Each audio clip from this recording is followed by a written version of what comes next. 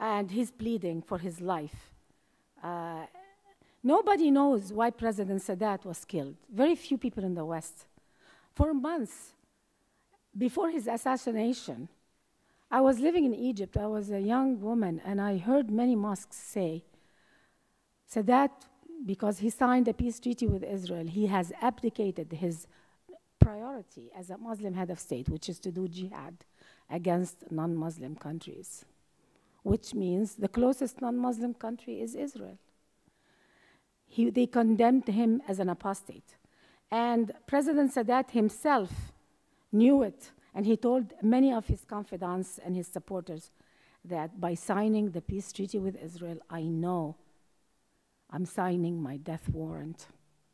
He was killed.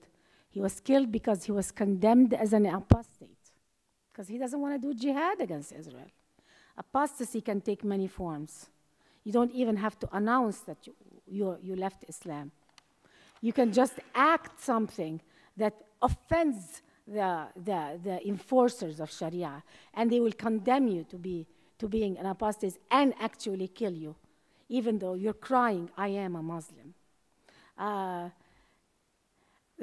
I want to just to give you a chance to ask me questions. Why did I form this group, Former Muslims United? I felt extremely saddened when we see our own children in America run away from home in order to get protection for their lives. That's the time when we have to come from behind the rock and from behind the tree and say, enough is enough.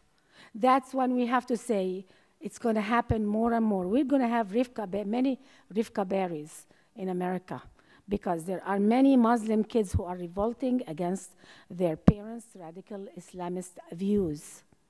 And I know families, Muslim families in Los Angeles, where I live, where the kids are not attending mosque, they are not wearing the head cover, and the parents are threatening them. We're going to have more and more Rifka berries, and the country here must understand our plight. We have not been speaking before, and it's our fault. We've been in hiding.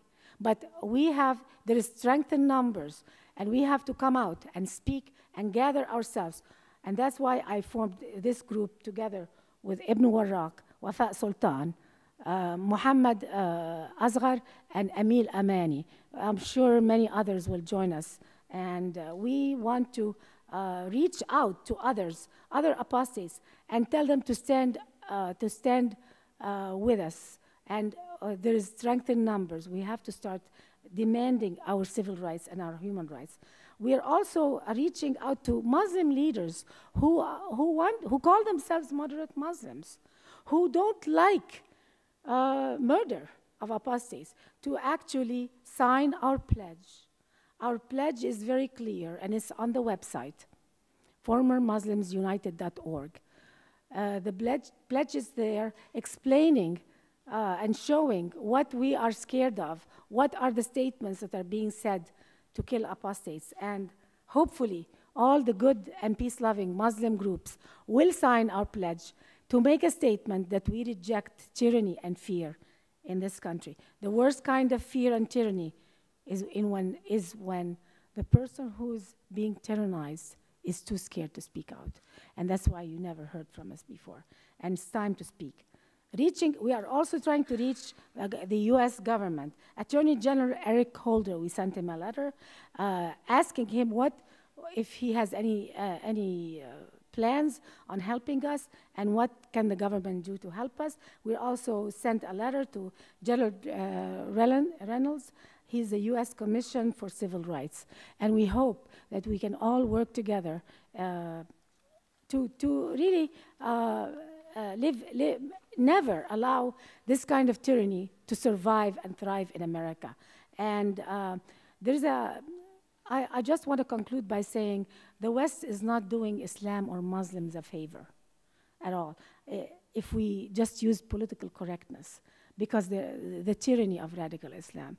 You're not doing us a favor. You are encouraging the tyrants. By being too appeasing and too politically correct, you're empowering the people who scare us and people who want to kill us. And It's not religious. It's not religion that must pass the litmus test of human rights. It's human rights that it's not human rights that must pass the litmus test of religion. It's religion that must pass the litmus test of human rights. By tolerating intolerance, we are telling the victims of radical Islam, go fend for yourself. We can't help you. Tolerance of Sharia enforcers and radicals is no longer a sign of compassion. You're not being compassionate to Muslims when you allow the tyranny against people who leave Islam. It's gross negligence, and it's denial of a threat that can come and touch this beautiful country and change our system. Thank you very much. And we'll take the questions after Ibn Warraq will speak, and then we'll take all your questions. Thank you.